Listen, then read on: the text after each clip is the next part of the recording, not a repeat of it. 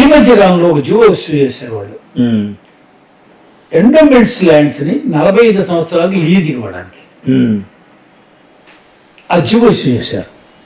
అంతకుముందు తీర్పులు ఉన్నాయి, ఎండోమెంట్స్ ల్యాండ్స్ ఎవరికి దారదత్తం చేయడానికి వీలు లేదు, అమ్మడానికి కానీ వేలవేయడానికి కానీ వీలు లేదు, అలాంటి పరిస్థితి వస్తే కోర్టు యొక్క పర్మిషన్ తీసుకోవాలి అని.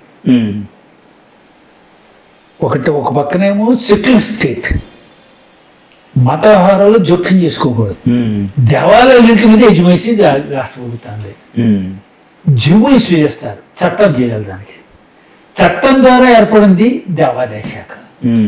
జియో ద్వారా ఎలానని గవర్నమెంట్ ఎలా పెత్తనం చేస్తుంది? గవర్నమెంట్ పెత్తనం చేయడం లేదు, చట్టం చేయాలి. చట్టం అంటే సభ, శాసనసభ.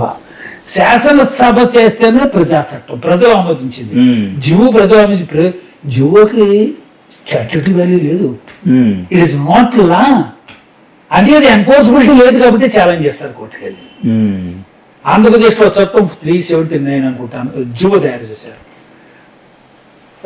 రాష్ట్రంలో దేవాలయ భూములు ఎన్ని ఉన్నాయో ప్రభుత్వ భూములు కన్నా ఎక్కువ ఉన్నాయండి. అవి అన్ని భూముల్ని అన్యాక్రాంతం చేయడానికి రాష్ట్ర ప్రభుత్వం ఒక హక్కు తెచ్చుకుంది. దాన్ని వీళ్ళు ఛాలెంజ్ చేశారు లేదో నాకు తెలియదు. ఆ జియో అయితే మాత్రం ఆల్ట్రా వైరస్